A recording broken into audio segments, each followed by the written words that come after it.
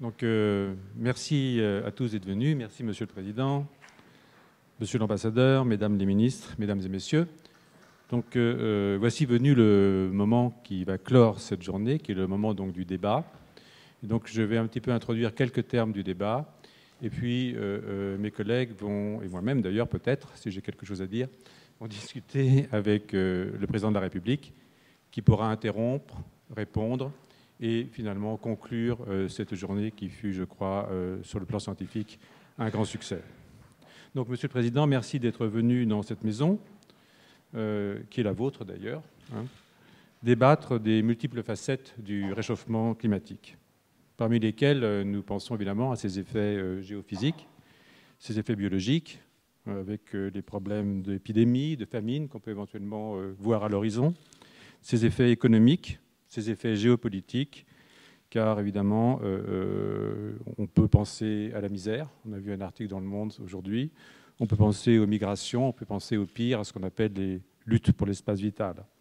Débattre aussi, surtout, je dirais, des solutions qui sont les solutions possibles en amont de la COP21 qui va se tenir à Paris d'ici quelques semaines.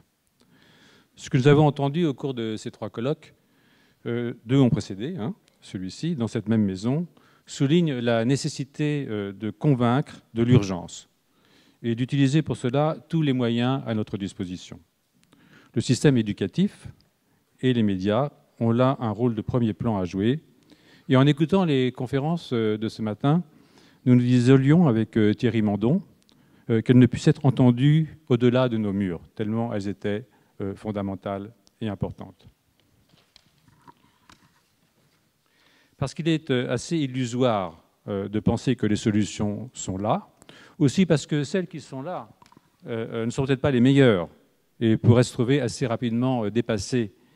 La recherche, dans toute sa diversité, a un rôle décisif à jouer. Nous y reviendrons, j'espère, Monsieur le Président.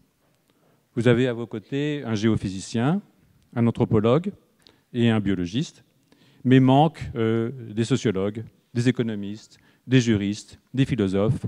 La liste est ouverte des disciplines concernées. Urgence, disais-je, il s'agit d'anticiper sur les 50 ou 100 prochaines années, un court terme en vérité, même s'il peut sembler très long au regard de la temporalité politique. Mais c'est là que la séquence que nous vivons peut s'avérer une chance, celle de penser un peu plus loin que le bout de notre nez et moins égoïstement qu'il est usuel. Moins égoïstement, cela veut dire en pensant à ceux qui vont suivre et en faisant en sorte qu'ils ne soient pas sélectionnés par la loi du plus fort, celle d'un darwinisme même pas social. Les humains, Monsieur le Président, ont un cortex exceptionnel, vous vous en êtes rendu compte. Notre espèce, pas toujours, mais enfin, en général, notre espèce, quand elle a surgi il y a quelques 300 000 ans, au beau milieu de l'Afrique, environnement hostile qui ne lui eût laissé aucune chance de survivre, n'eût été ce cerveau. La nature, la vraie, non humanisée, n'est pas un parc de loisirs. Ce même cerveau, il n'a pas changé, doit aujourd'hui reproduire ce même geste initial. Il nous impose des devoirs pour le futur, sauf à nous comporter comme des bêtes, et pire encore, si nous mettons notre intelligence au service de la bestialité qui est en nous. Nous avons maintes fois prouvé, hélas, que nous en sommes capables. Seule notre conscience et la loi peuvent nous préserver de cette horreur-là. Les chercheurs sont habitués à penser sur le long terme, voire sur un terme indéfini quand il s'agit de recherche fondamentale, fruit de l'activité cérébrale. Nous ne sommes pas des humains pour rien. Et pourtant, qu'il s'agisse d'énergie nouvelle, de stockage du carbone, de l'adaptation accélérée des espèces végétales et animales aux nouvelles conditions climatiques, de la lutte contre les nouveaux agents infectieux, c'est bien la recherche, et même la recherche fondamentale, qui ouvrira la voie. Les pays qui auront manqué à investir massivement dans la connaissance, faute d'une vision à long terme, rateront ce rendez-vous symbolique, économique et politique. L'humanité entière pourrait rater ce même rendez-vous. Connaître ou disparaître, telle est bien la devise de l'humanité, la devise des humains. Lisbonne, en l'an 2000, avait promis aux pays européens un investissement de 3% du PIB en recherche et innovation. Certains pays, l'Allemagne, la Suisse, y sont parvenus quand le nôtre, hélas, en est encore à 2,25%, comme en 1995, soit un manque de 16 milliards. Les industriels n'y sont pas pour rien, qui peinent à investir dans l'innovation. Mais la recherche publique est aussi à la traîne de, tenez-vous bien, Monsieur le Président, quelques 4 milliards pour tenir son rang dans le monde et montrer la voie dans les questions qui aujourd'hui nous réunissent. De ce point de vue, Thierry Mandon, ce matin, nous a redonné confiance. Soutenez-le, Monsieur le Président. C'est urgent. Et soutenez aussi la recherche mondiale. Ce pourrait être d'ailleurs un engagement de la COP21 pour le plus grand bien de notre humanité. Ce qui me permet de vous dire, Monsieur le Président, à quel point nous sommes heureux que vous soyez engagé avec une telle force et un tel enthousiasme dans ce juste combat. Nous sommes fiers, pourquoi pas, après tout, que cette réunion se tienne à Paris et nous vous souhaitons le succès que votre engagement mérite.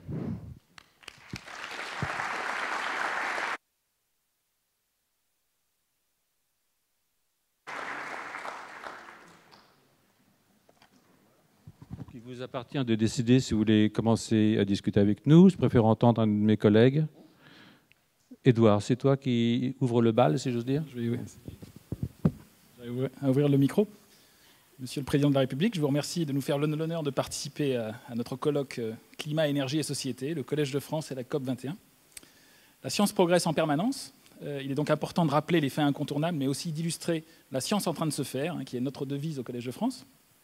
C'est ce que nous avons fait ce matin au sujet de l'évolution du climat, en particulier, avec la première séance, avec des chercheurs de réputation internationale. Alors j'aimerais les citer parce qu'ils viennent quelquefois de loin. Éric Rignot, professeur à l'Université de Californie et chercheur à la NASA, qui nous a informés sur l'état de la banquise et des calottes de glace du Groenland et de l'Antarctique, observées grâce à de multiples satellites. Il est ici au premier rang.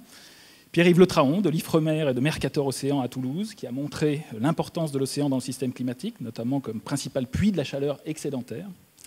Il a aussi rappelé que l'océan constitue son principal réservoir et puits de carbone.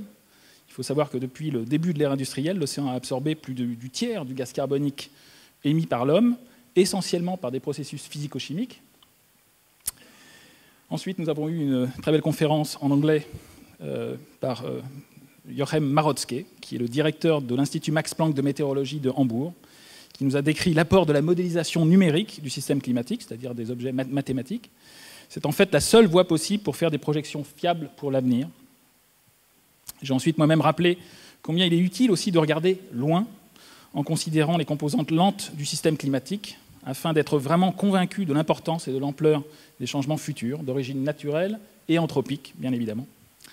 Certaines composantes comme l'océan ou les calottes de glace présentent une grande inertie et ralentissent le retour à une nouvelle stabilité climatique, mais vers des états d'équilibre très différents de ce que nous connaissons actuellement. L'année 2100 nous semble encore très éloignée, avec ses perspectives de réchauffement de plus de 3 degrés et près d'1 mètre d'élévation du niveau de marin si nous ne faisons rien. Pourtant, ce que nous voyons en tant que scientifiques à des horizons encore plus lointains nous montre que des changements majeurs et quasiment irréversibles sont aussi prévisibles à l'échelle de quelques siècles à plusieurs millénaires. Il est par exemple stupéfiant en fait, d'imaginer un monde sans calotte du Groenland, ce qui serait tout à fait possible en fait, si nous ne faisons rien. Alors c'est évident que ce sont des échéances qui sont très très longues, mais il faut en avoir conscience. Savoir si nous devons nous soucier de ces perturbations à très long terme est un choix éthique difficile, mais étudier ces évolutions nous donne les moyens de comprendre et de prendre la pleine mesure de l'empreinte humaine sur l'équilibre environnemental de la Terre, et donc d'avoir cette anthropocène qui est une nouvelle ère géologique, parce qu'effectivement, notre empreinte va perdurer pendant des millénaires. Au-delà du rôle du chercheur scientifique, nous devons aussi alerter le grand public et les décideurs. Au risque de vous surprendre, je citerai Napoléon Bonaparte, qui disait à ses troupes lors de la campagne d'Égypte « Songez que du haut de ces pyramides, 40 siècles vous contemplent ». En ces temps troublés par la destruction irréparable de vestiges de l'Antiquité, il est utile de rappeler que les Égyptiens sont, avec d'autres civilisations anciennes, à l'origine du développement de nos sociétés modernes. Il faut vraiment espérer que notre civilisation industrielle fera preuve de clairvoyance et de sagesse pour préserver les conditions hospitalières sur notre planète pour les 40 prochains siècles. Le changement climatique est un problème trop important pour le laisser au seul scientifique. Notre devoir est de montrer et d'expliquer les faits en les résumant, sans caricature, mais aussi sans phare. Il est ensuite fondamental que le grand public, les décideurs et les politiques s'emparent collectivement du sujet. La difficulté principale est de voir loin, de prendre aujourd'hui des mesures fortes et de maintenir le cap. Tout l'enjeu est donc de maintenir notre attention à l'horizon 2100 et des prochains millénaires, alors même que d'autres urgences immédiates surgiront et surgiront toujours. Merci encore une fois d'être venu ici et de nous aider dans cette entreprise. Merci.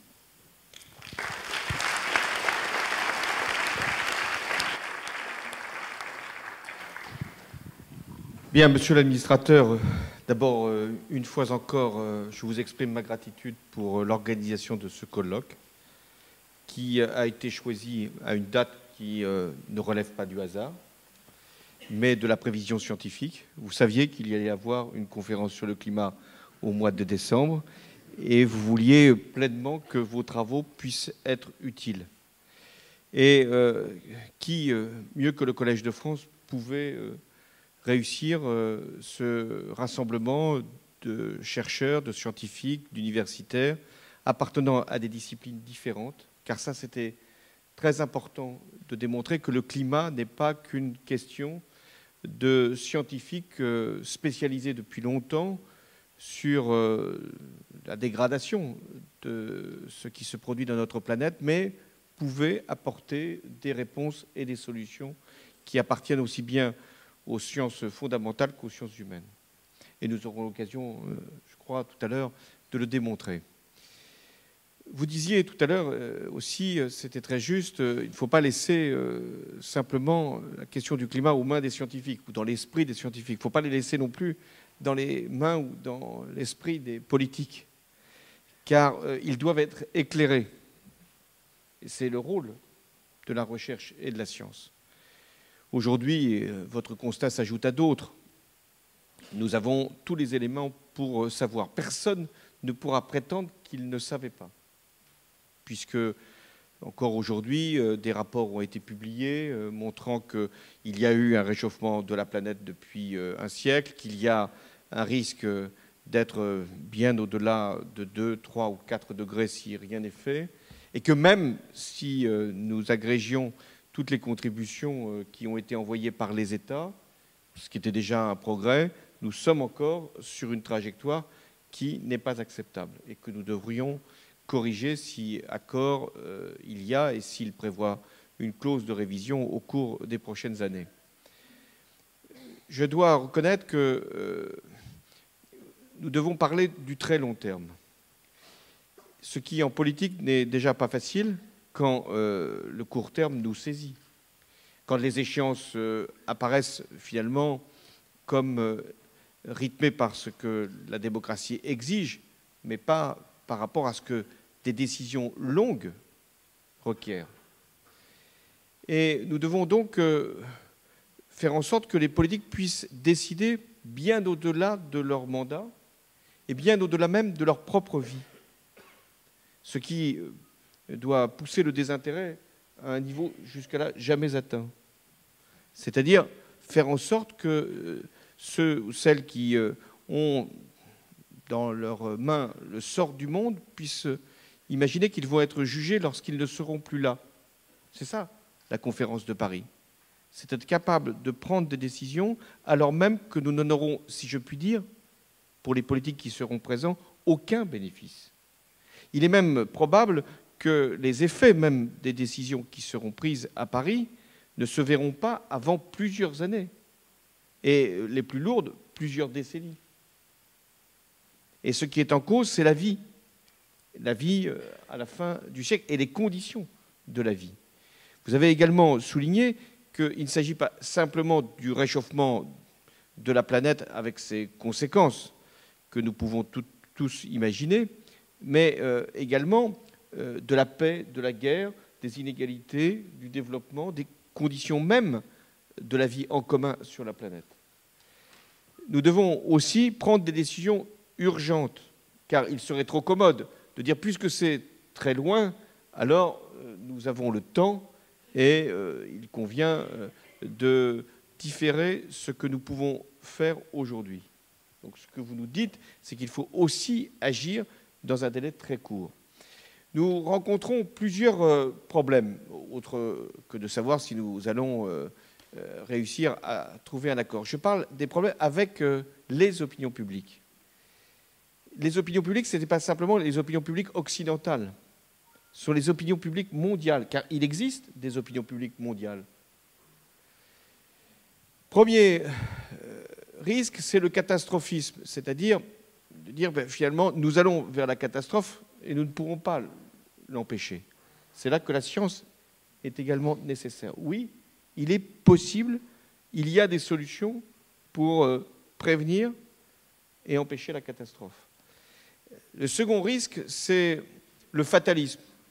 De toute manière, même si nous prenons des décisions, ça ne changera pas le cours du réchauffement. Nous pouvons diminuer d'1 ou 2 degrés, mais finalement, à quoi bon? Or, toutes les études que vous avez produites, tous les constats que vous avez établis, c'est qu'il y a une différence majeure entre un réchauffement d'1 degré, de 2 degrés ou de 3 degrés. Vous disiez vous-même, par rapport au niveau d'élévation de la mer, par rapport à un certain nombre de conséquences sur les côtes, par rapport aussi à l'acidité de l'eau. Bref, il y a un certain nombre de conséquences que vous pouvez d'ores et déjà mesurer, modéliser, et je vous appelle effectivement à nous donner, pour la conférence de Paris, toutes les conséquences des différents niveaux de décision par rapport à ce que l'on sait comme irréversible si il n'y a pas la prise en compte de cette réalité. Troisième risque, c'est le scepticisme, c'est-à-dire le fait qu'il y a des doutes sur toutes les solutions. Et là encore, ce que donne la science, c'est qu'il y a des différences entre les solutions. Il y a des solutions qui sont plus efficaces que d'autres. Il y a certaines qui peuvent avoir un effet plus rapide que d'autres. Donc voilà pourquoi la science est si importante. Monsieur l'administrateur, j'y reviendrai tout à l'heure, vous avez saisi cette occasion, elle était trop belle pour vous que d'appeler à ce que, au-delà des responsabilités qui sont les nôtres par rapport au climat, notre première responsabilité, c'est d'élever le niveau de la recherche en France et dans le monde. Mais je tiens à rappeler que la conférence sur le climat ne va pas fixer le niveau de la recherche. Et pourtant, c'est en réalité une des conclusions possibles. C'est que nous avons besoin de la science et de la recherche. Et nous devrons, dans cette conférence, nous fixer des étapes et vous donner un certain nombre, à la recherche dans le monde et aussi à la recherche française, un certain nombre de missions.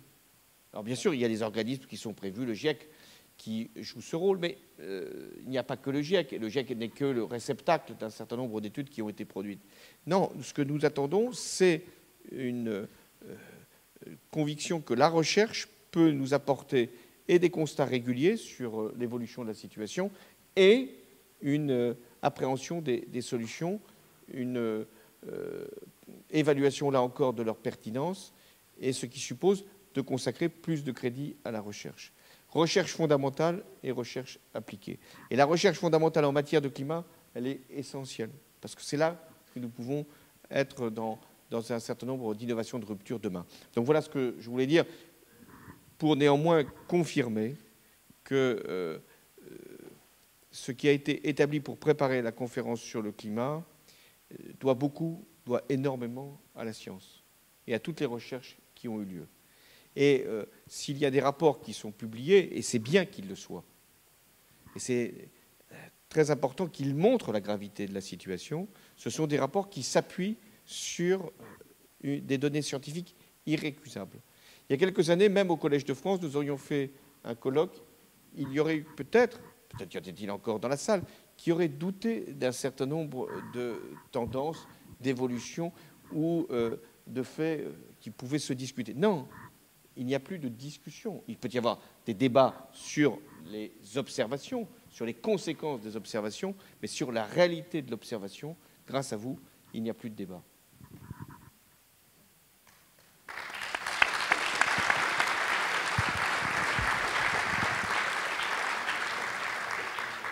Là. Si vous voulez peut-être ajouter quelque chose. Non, c'était important justement que dans notre colloque, justement, on a ces trois aspects. Pas uniquement l'aspect climatique, scientifique, On a voulu justement focaliser l'attention ensuite sur les problèmes d'énergie et donc de recherche appliquée. Et c'est mon collègue Jean-Marie Tarascon qui en parlera bien évidemment bien mieux que moi. Et bien évidemment, il faut que la société s'empare de ce problème. Il faut que collectivement, nous soyons tous conscients pour aider en fait les politiques, parce qu'en fait, effectivement, c'est un problème qui est trop important et qu'on ne peut pas laisser aux scientifiques, mais on ne peut pas les laisser non plus uniquement aux techniciens, aux ingénieurs. Il faut effectivement que la collectivité s'en empare. Donc il y a à la fois la vision du sociologue et de l'ingénieur et du scientifique très proche de la technique. Voilà. Donc, Monsieur le Président, comme mes collègues, je mesure toute la portée de la circonstance présente. Il est exceptionnel qu'un président de la République vienne dialoguer avec des chercheurs, et cette circonstance exceptionnelle est elle-même liée à une autre circonstance exceptionnelle, la conférence de Paris sur le climat. Beaucoup pensent, et je suis de ceux-là, que c'est peut-être la dernière chance d'arriver à un accord contraignant sur les émissions de gaz à effet de serre. Et c'est donc à la fois comme chercheur, mais aussi comme citoyen du monde que je voudrais m'adresser à vous. Comme chercheur d'abord, je suis anthropologue, un anthropologue qui étudie depuis 40 ans la façon dont les populations autochtones ont profondément transformé leur milieu dans des régions qui étaient pourtant demeurées à l'écart de la révolution industrielle. La forêt amazonienne, qui était le lieu de mon terrain d'exercice pendant longtemps, par exemple, n'est pas, comme on l'a longtemps pensé, qu'on continue à le penser encore, le plus grand espace sauvage de la planète. C'est un milieu dont la végétation et les sols ont été en partie façonnés dans leur structure et dans leur composition par les actions des Amérindiens depuis au moins 10 000 ans. Donc l'empreinte sur la nature n'est pas quelque chose de nouveau. Ce qui est nouveau, c'est que nous avons atteint un seuil de basculement dans ce mouvement continu d'anthropisation et qui se manifeste par la conjonction de 3 phénomènes. Le changement climatique, bien sûr, mais aussi une extinction massive des espèces, donc une érosion considérable de la biodiversité. On n'en a pas parlé dans ce colloque, mais c'est aussi une question très importante. Et puis des taux inédits de transformation chimique des sols, des eaux et de l'atmosphère qui mettent en péril la survie des organismes dans un certain nombre de biotopes. Et de ces 3 phénomènes, tous 3 d'origine anthropique, évidemment, le plus important, c'est sans doute le changement climatique, d'une part parce qu'il affecte directement les 2 autres, et d'autre part parce qu'il représente un bouleversement à très long terme du fonctionnement systémique de la Terre. Et c'est la raison pour laquelle des chercheurs en sciences de la Terre ont proposé d'appeler Anthropocène l'époque géologique dans laquelle nous sommes entrés avec la révolution industrielle, une époque qui se caractérise par le fait que l'humanité est devenue une force naturelle. Et c'est là que les sciences sociales entrent en scène. Si toute l'humanité, depuis 200 000 ans, au fond, est à l'origine d'un mouvement continu d'anthropisation de la Terre, c'est évidemment pas l'humanité tout entière qui est la cause du réchauffement climatique. C'est un système d'usage du monde qui s'est développé en Angleterre à partir du XVIIIe siècle, que l'on peut diversement appeler capitalisme industriel, révolution thermodynamique, technocène, productivisme, etc., qui est le fruit de ce que j'ai appelé une ontologie naturaliste. Et il est fondé, au fond, sur cette idée qui est inédite dans l'histoire de l'humanité, que la nature est un domaine entièrement extérieur aux humains et qu'elle constitue une ressource infinie, permettant une accumulation infinie des richesses grâce au perfectionnement infini des techniques. Et à l'évidence, ce système du monde, d'usage du monde, nous a conduit dans une impasse dont on commence véritablement maintenant à mesurer l'ampleur. Or, ce que montrent les sciences sociales, c'est au fond le caractère historiquement contingent de ce système. Il aurait pu ne pas exister, et surtout rien n'indique qu'il est éternel. Et ce que montrent aussi les sciences sociales, et c'est là que le citoyen du monde rejoint le chercheur, c'est qu'au-delà des propositions à court et à moyen terme que les économistes, les juristes, les géographes, les sociologues, les anthropologues, les historiens peuvent suggérer à partir de leurs analyses des propositions que vous connaissez pour l'essentiel, dont certaines ont été rappelées dans ce colloque cet après-midi par Roger Guenry pour la gouvernance économique, par Mireille Delmas-Marty pour la gouvernance juridique du climat. Au-delà donc de ces propositions à court et à moyen terme, eh bien des modèles alternatifs de vie commune sont possibles. Et ces modèles alternatifs de vie commune, ils sont possibles parce que de nombreux modèles alternatifs de vie commune, très différents du nôtre, se sont déployés sur la scène de la Terre, et certains d'entre eux sont encore vivaces aujourd'hui. Et ce sont ceux, par exemple, que nous étudions au sein de l'Institut des civilisations du Collège de France. Alors évidemment, il ne s'agit pas de transposer tels quels ces modèles de vie commune, car aucune expérience historique n'est directement transposable. Il s'agit au fond de prendre espoir dans ce foisonnement des modes d'existence afin d'imaginer des nouvelles modalités cosmopolitiques d'organiser les relations entre les humains et les non-humains. Et beaucoup des concepts que nous avons hérités de la philosophie politique des Lumières sont, on le voit bien en ce moment, inopérants pour une telle tâche. Il nous faut donc repenser, c'est une tâche immense, des notions aussi élémentaires que les formes d'appropriation du monde, la nature des biens communs, la définition des sujets de droit et des modalités de la représentation politique des non-humains. Et quand je dis les non-humains, ce n'est pas uniquement des espèces animales ou végétales, ce sont aussi des milieux de vie, c'est le climat, c'est la biodiversité. Aussi la coexistence entre des milieux de vie dotés d'autonomie et puis les instances interétatiques et nationales afin de promouvoir et la justice sociale et la justice climatique sans que l'une empiète sur l'autre. Au fond, nous sommes devant le même genre de défis analytiques et conceptuels que ceux que les grands penseurs de la philosophie politique et notamment du socialisme au XIXe siècle ont dû confronter. Il nous faut imaginer des forces nouvelles, des formes nouvelles, pardon, et des forces nouvelles aussi peut-être, et des formes nouvelles en tout cas plus justes de cohabiter sur une terre qui va devenir de moins en moins hospitalière. Donc ce travail de refonte, il est en marche. En France, comme dans d'autres pays, même si ces échos ne parviennent que de façon atténuée aux oreilles du grand public, eh bien qu'il existe nécessairement un décalage entre la temporalité, vous l'avez vous-même rappelé à l'instant, entre la temporalité de l'action politique et celle de la pensée sociale lorsqu'elle envisage des futurs différents. L'histoire nous a montré que la première, l'action politique, n'acquiert au fond son dynamisme qu'en étant à l'écoute de la seconde, de la pensée sur la société et de façon plus large maintenant sur les interactions entre les sociétés et leur environnement, entre les humains et les non-humains. Monsieur le Président, pour notre part, soyez assurés que nous continuerons, du côté des sciences sociales, à nous faire entendre.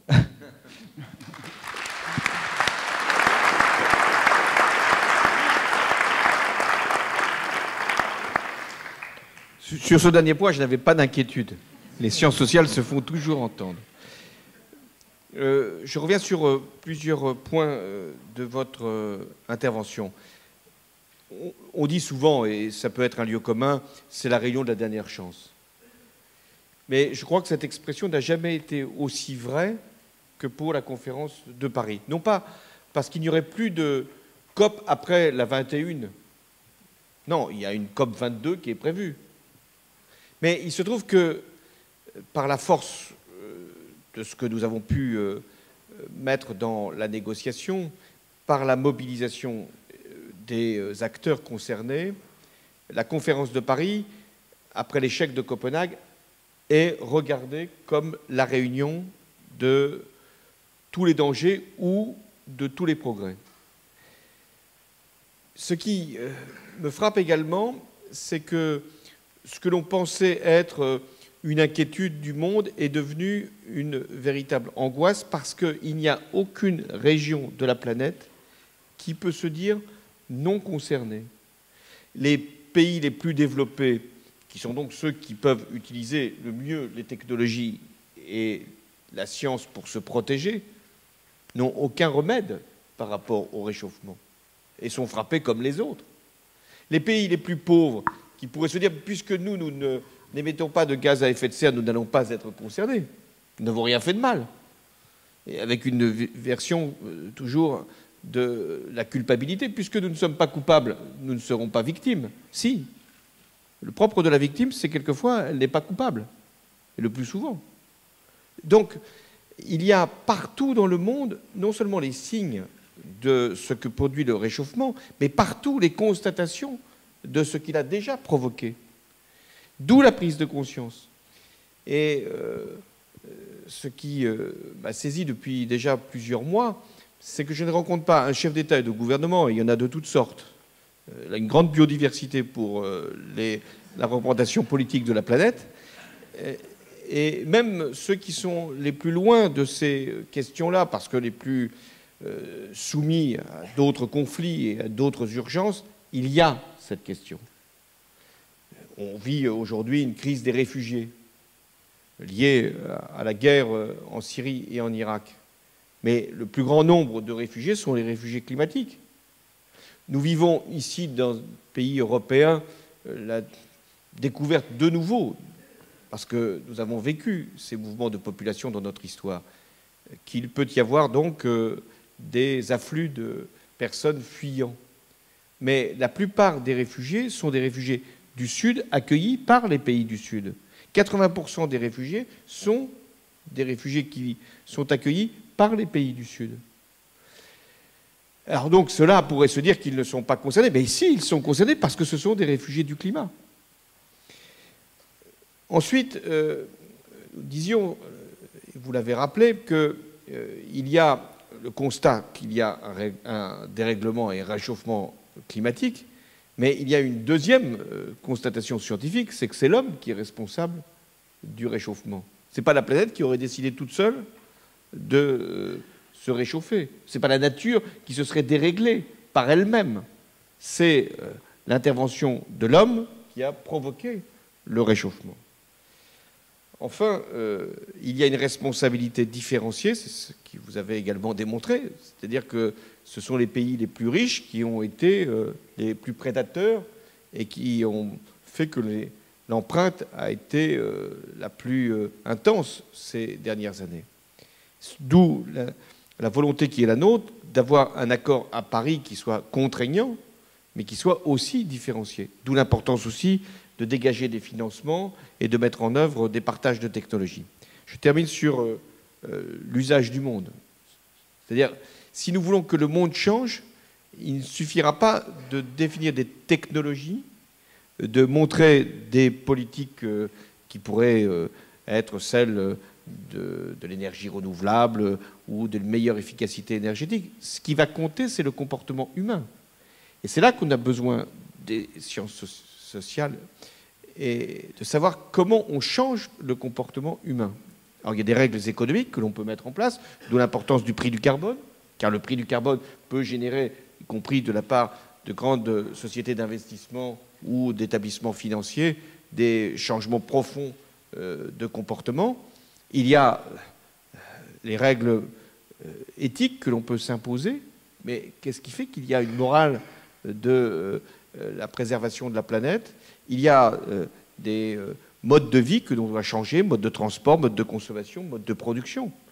Et si nous n'avons pas l'appui des sciences sociales, il sera même difficile, alors que les chefs d'État, de gouvernement auront pris les bonnes décisions. Si les peuples ne suivent pas, si les agences économiques n'adaptent pas leur comportement, alors nous n'aurons pas le résultat attendu.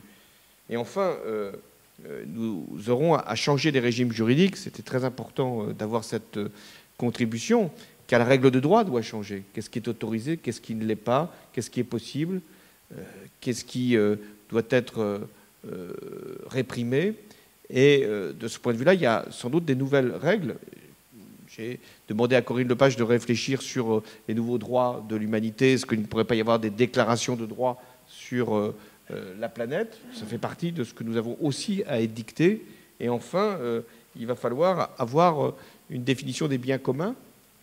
Qu'est-ce qui appartient à l'humanité? Qu'est-ce qui doit être absolument de l'ordre de la propriété collective? On retrouve des débats du XIXe siècle, avant qu'il y ait justement la révolution industrielle.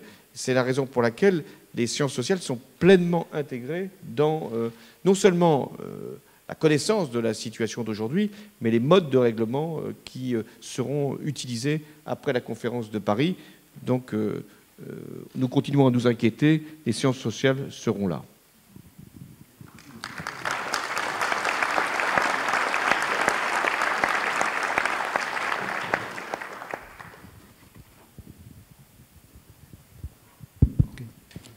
Monsieur le Président, je me réjouis, comme mes collègues, de pouvoir m'entretenir avec vous sur ce changement climatique.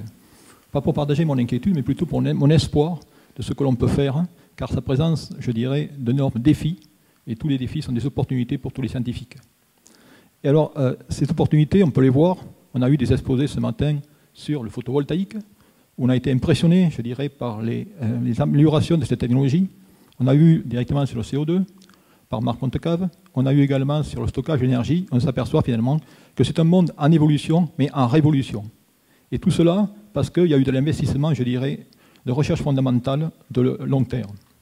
Mais je pense que pour réussir dans ce nouveau monde, je pense qu'on ne veut pas être un spectateur, mais on veut être un acteur. D'où je pense qu'il va falloir changer nos façons de faire. C'est-à-dire se mobiliser, créer des infrastructures, et ainsi de suite. Et je dois vous remercier, ainsi que le CNRS, lorsque vous avez créé le réseau du stockage électrochimique de l'énergie, pour développer au niveau français une filière, je dirais, des batteries. Je dirais, ça a été une démarche, mais il y a encore de la route à faire, car la question que je me pose souvent, c'est comment finalement concrétiser un essai. C'est-à-dire comment faire en sorte qu'on peut avoir, je dirais, ce long cheminement de la découverte scientifique avec son industrialisation. Et comment rendre les industriels, dans un marché si compétitif, partie prenante de nos recherches et qui travaillent dos à dos avec nous et main à main. Et ça, je pense que c'est un instrument qu'il faudrait qu'on développe plus puissant encore. Un autre point sur lequel il faudrait alerter, en écoutant les exposés ce matin, lorsque j'ai vu finalement les progrès du photovoltaïque, les progrès du stockage d'énergie, eh bien, j'ai l'impression que c'est deux mondes qui vont en parallèle et dans le futur, ce qui va payer sera une approche systémique.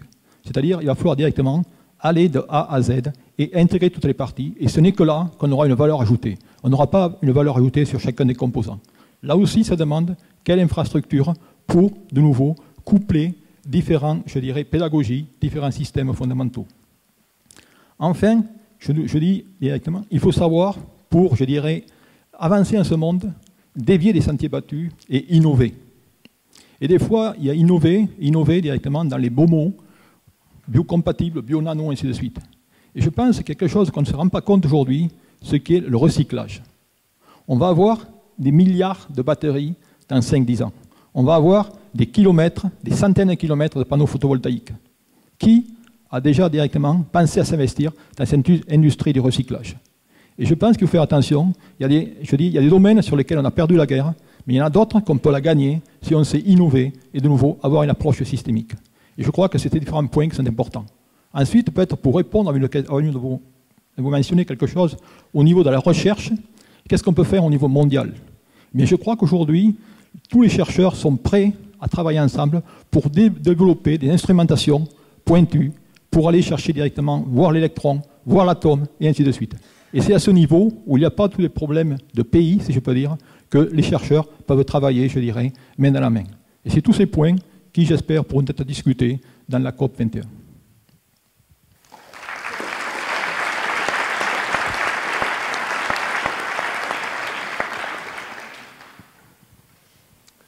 Là aussi, depuis plusieurs mois, je relève une rapidité dans la mise au point de nouvelles technologies en matière de stockage de l'énergie, d'énergie renouvelable, d'économie circulaire et d'efficacité énergétique. Ça va de plus en plus vite parce que le marché a vu aussi ce qu'il pouvait tirer de cette aventure que va être la conférence sur le climat. Je ne sais pas si les marchés sont rationnels, ça c'est un débat qui sera repris dans d'autres instances. Je ne sais pas s'ils anticipent ou si au contraire ils ont des effets d'obscurité, mais il est clair que le marché a compris que de toute manière, il allait y avoir une élévation du prix du carbone et qu'il fallait déjà anticiper. Les Chinois, qui ont une conception assez particulière de l'économie de marché, ont, eux, considéré que sur 10 ans, ils allaient faire monter les énergies renouvelables, faire monter le photovoltaïque, et ils ont appelé ça la civilisation écologique. Nous, dans nos pays où le marché a peut-être une plus grande place et où la planification a disparu, nous devons avoir cette même ambition, c'est-à-dire de faire monter ce que la science, l'innovation, les entreprises ont déjà à l'esprit. Le délai s'est beaucoup raccourci, car par rapport au stockage de l'énergie qu'on pensait être une perspective assez lointaine, je constate qu'il se rapproche de plus en plus. Je ne sais pas quand est-ce qu'on arrivera à cette solution, mais nous ne sommes pas si loin de la solution.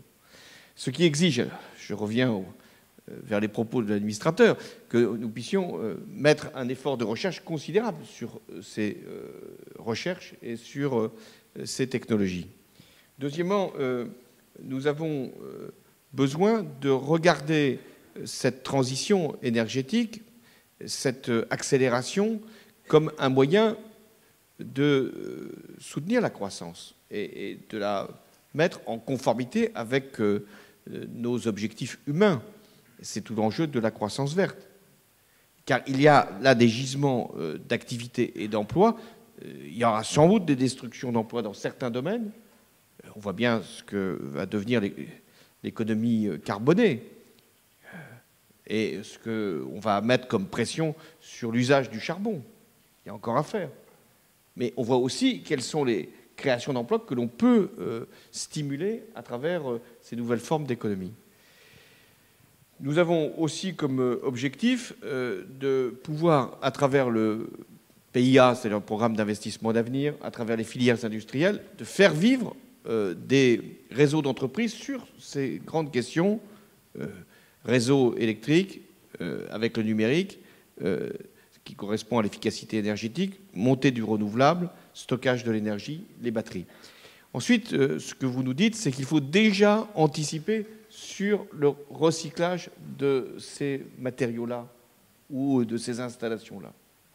Et là encore, il va falloir le faire, car nous constatons que sur le photovoltaïque, il y a une usure, il y a une obsolescence, et qu'il faut déjà penser à la prochaine génération. Mais qu'est-ce que nous faisons de ce qui a déjà été installé?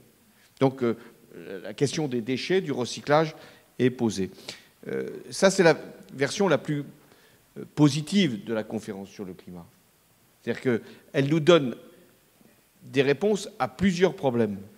D'abord, au problème du réchauffement, au problème aussi du développement, car beaucoup de pays qui n'ont pas utilisé des énergies fossiles vont pouvoir, grâce à ces technologies, franchir plusieurs étapes. Et donc, ça contribue à la lutte contre les inégalités. Et dans les pays développés, les restructurations qui se feront permettront d'avoir des croissances, enfin des niveaux de croissance supérieurs à ce que l'on peut connaître aujourd'hui. Donc, ça fait partie véritablement de ce que nous pouvons envoyer comme signaux les plus positifs pour la conférence sur le climat. Car je ne voudrais pas que l'on puisse retenir de ce risque majeur pour la planète l'idée que les souffrances vont s'ajouter aux souffrances, les problèmes vont s'ajouter aux problèmes.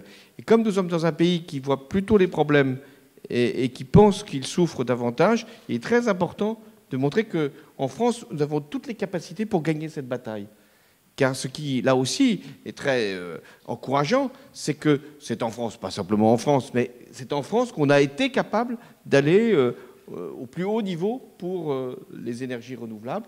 Dommage que nous ne les ayons pas mis en œuvre plus tôt, et aussi sur l'efficacité énergétique, et que nous avons en plus des entreprises de bonne taille, pour l'essentiel public, mais pas que public, pour mettre en œuvre ces technologies. Donc je suis effectivement heureux qu'on puisse aussi donner cet aspect de confiance dans l'avenir, parce que face au climat, c'est la question majeure. Est-ce que nous pouvons réussir ou nous sommes soumis ?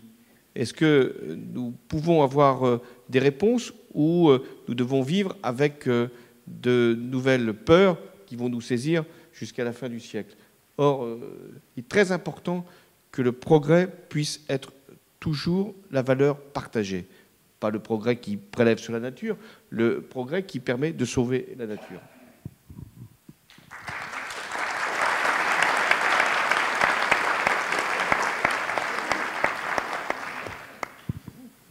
Monsieur le Président, vous voulez donner vous avez une conclusion générale à donner ou vous voulez qu'on continue un petit peu la discussion? Oui. Je supprime la conclusion générale. Voilà. Je vais reprendre un tout petit peu au bon, si j'ose dire. Vous avez dit la nature n'a pas décidé le réchauffement. La planète n'a pas décidé de se réchauffer. Mais l'eût-elle décidé? La question serait exactement la même. C'est-à-dire que ce à quoi nous assistons aujourd'hui, c'est à je dirais, une évolution accélérée. Et face à cette évolution accélérée, il nous faut inventer des solutions accélérées, nous adapter en quelque sorte. C'est un schéma relativement darwinien. Et donc, nous, avec le cerveau qui est le nôtre, nous pouvons penser à nous adapter. Nous pouvons développer les technologies, nous pouvons inventer les solutions. Encore faut-il qu'elles soient partagées par le monde entier, c'est-à-dire que ce ne soit pas un système de compétition qui nous mettrait la Terre dans un état de guerre. Vous avez parlé des migrations, vous avez parlé des migrations qui se passent actuellement, des migrations climatiques, mais ça peut amener même à la fin des systèmes démocratiques dans lesquels nous vivons, ces affaires-là.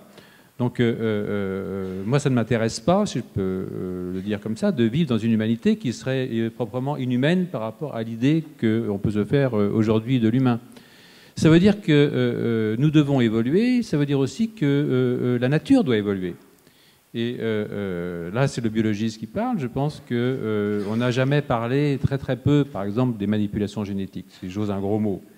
Mais il va quand même falloir s'y mettre, parce que même si on ne gagne que 1 degré, 2 degrés, ce qui est déjà énorme, hein, on l'a entendu ce matin, eh bien, le biotope va changer, les animaux vont changer, et il faudrait qu'ils changent vite. Et là, il faudra que Sapiens y mette de son cortex pour faire ça. L'autre, même si ça ne plaît pas forcément à tous les écologistes. L'autre question qui, à mon avis, vous avez soulevée et qui est très intéressante, c'est la question il y a des gisements, je dirais, économiques. C'est-à-dire que ça peut nous permettre, aux pays qui auront fait les investissements à temps, de saisir là une sorte d'opportunité économique. Et bien entendu, on y a tous pensé qu'il y avait là une opportunité économique. Mais il ne faut pas que ce soit quelque chose qui déclenche une compétition absolument épouvantable, parce que au niveau du globe, nous pensons que nous sommes une seule humanité, d'une certaine façon. Et là, une gouvernance globale s'impose, peut-être un droit qui serait un nouveau droit global s'impose, et c'est là que, évidemment, les juristes, mais un droit qui serait fondé sur une certaine conception que nous avons de l'humain, parce que, bien entendu, tout le monde n'a pas cette même conception, et je crois qu'il y a quelque chose d'extraordinairement important à sauver, qui appartient à notre patrimoine. Voilà un petit peu sur quoi je pourrais rebondir pour relancer la discussion dans le camp de mes collègues et amis, voilà, et de mon président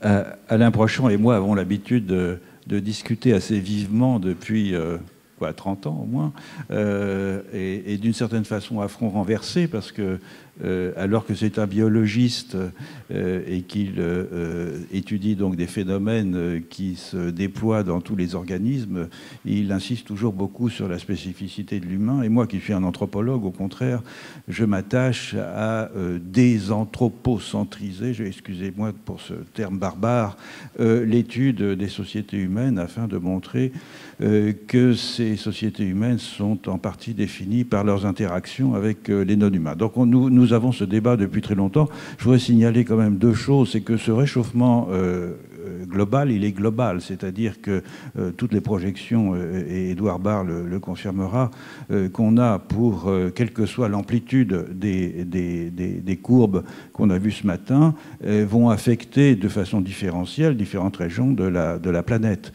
Et en particulier, ce réchauffement va probablement affecter certaines régions de l'ère intertropicale de façon beaucoup plus grande que les latitudes tempérées, d'où effectivement ce dont on parlait, c'est-à-dire des risques de migration climatique massive. L'ONU parle de 125 millions de personnes dans un délai quand même relativement bref, c'est beaucoup.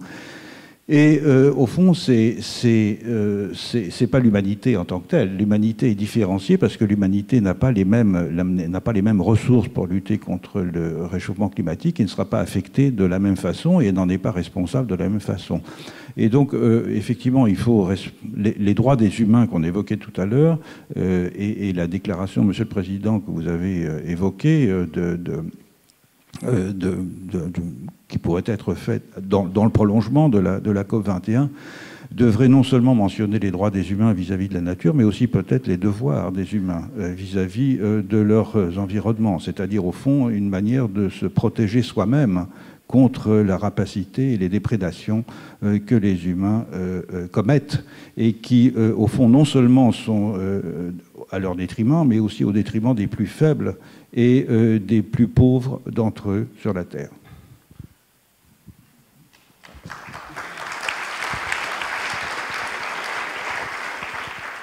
J'avais un petit commentaire à faire en fait, pour tempérer un peu l'enthousiasme de mon administrateur qui voit finalement le changement climatique comme étant une opportunité en fait, pour du développement et des technologiques et à la fois en biologie.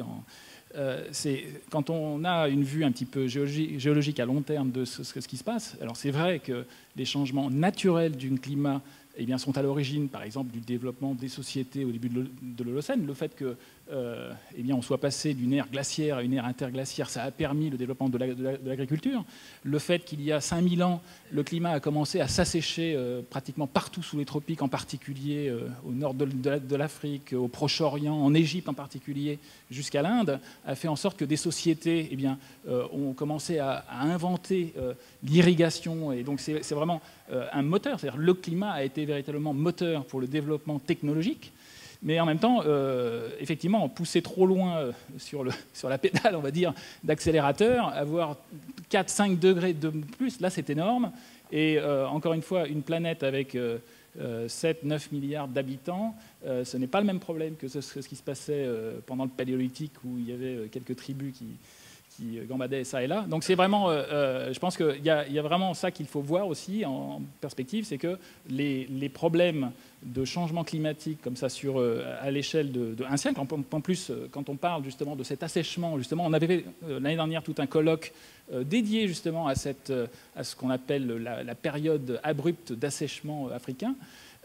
Savoir si ça s'est passé en un siècle ou en moins d'un siècle ou en quelques siècles, c'est vraiment important pour connaître le développement. Mais là, il s'agit d'un changement qui serait encore plus abrupt et donc vraiment dommageable en fait, pour nos sociétés. Donc oui, il y a des développements à faire technologiques et il ne faut pas que la France les loupe, les rate. Il faut effectivement saisir ces opportunités, mais en même temps, il faut effectivement essayer de réduire le plus possible les émissions pour éviter ce que nous voyons se profiler à l'avenir, à la fois en 2100 et beaucoup plus loin dans le temps. En fait, c'est pour ça même que maintenant, ça devient une ère géologique, parce que comme je le signalais et que j'ai un peu expliqué ce matin, perdre le Groenland à échéance de quelques millénaires, les Égyptiens nous regardant verraient effectivement, avaient cette perspective-là. C'est vraiment important de s'en occuper, de s'en préoccuper.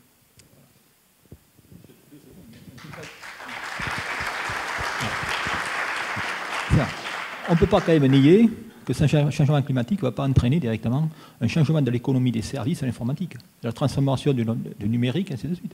D'où je pense qu'il faut vivre avec ça. Il y a les deux côtés. C'est-à-dire qu'il y a une opportunité, bien sûr, en respectant les règles.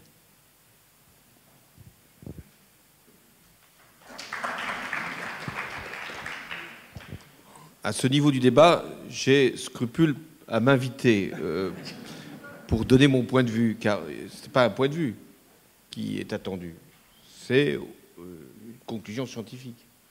Et chacun doit être à sa place. Moi, la mienne, c'est de faire en sorte que ce que vous nous indiquez, ce que vous anticipez, ce que vous recherchez, puisse être mis au service d'un projet collectif et d'un projet humain, à la portée de ceux qui, aujourd'hui, ont vocation à prendre des décisions.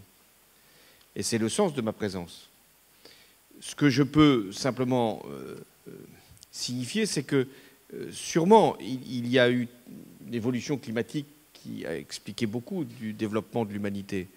Sauf que là, il y a une accélération telle et une intervention humaine à ce point responsable que nous sommes directement concernés et que nous devons agir. Et c'est ce qui doit arriver à la conférence sur le climat. Agir. Agir en urgence et agir dans le long terme. Agir en urgence, c'est-à-dire qu'il y a des décisions à prendre qui doivent être commandées par les États directement et qui doivent se faire voir à l'humanité. Et puis, il y a des choix de long terme qui devront être évalués, mesurés au cours des prochaines décennies. Deuxièmement, ce que vous dites, monsieur l'administrateur, c'est nous aurons toujours une humanité.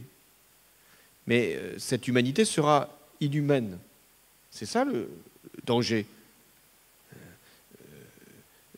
Le problème de la science, c'est la science-fiction. C'est-à-dire qu'il y a toujours cette idée, qu'est-ce que ça va devenir? On va tous, c'est pas que de la science-fiction, il y a aussi des dimensions religieuses. Nous allons vers la fin du monde. Non, nous allons vers un monde qui est devenu et qui va devenir inhumain. Et d'autant plus inhumain là où il y a de la pauvreté, là où il y a du sous-développement et là où il y a déjà de grandes inégalités. Donc nous devons agir pour l'humanité. Après, est-ce qu'il faut manipuler la nature pour nous permettre de la rendre plus résistante ou même plus efficace pour aller contre notre propre intervention passée? Et ça, c'est un choix éthique, mais aussi un choix scientifique et un choix politique. Et nous aurons à en débattre. Nous avons besoin de savoir s'il est possible, sans risque, d'utiliser la manipulation génétique. En soi, ce n'est pas un péché. C'est aussi ce que nous avons fait pour notre propre développement. Et donc nous devons, là-dessus, avec toutes les précautions nécessaires, mais aussi tous les engagements indispensables, aller dans cette direction. Je termine sur la gouvernance. Il ne peut y avoir de gouvernance que s'il y a du droit. C'est au nom du droit que nous pouvons décider et diriger. Si le climat est à ce point, et il l'est, un danger pour l'humanité, un risque pour la paix, une préoccupation pour le développement, un enjeu pour les migrations, alors il nous faut avoir une instance internationale pour en décider. De l'accord de Paris, il y aura, j'espère, des décisions, on dit contraignantes, mais qui vérifiera la contrainte? Qui sera juge de la bonne application? Donc la prochaine étape, c'est d'avoir une organisation avec une forme, je vais aller jusqu'au bout du raisonnement, de conseil de sécurité environnementale pour dire, à un moment, ce n'est pas acceptable, votre comportement est dangereux, nous devons le faire cesser.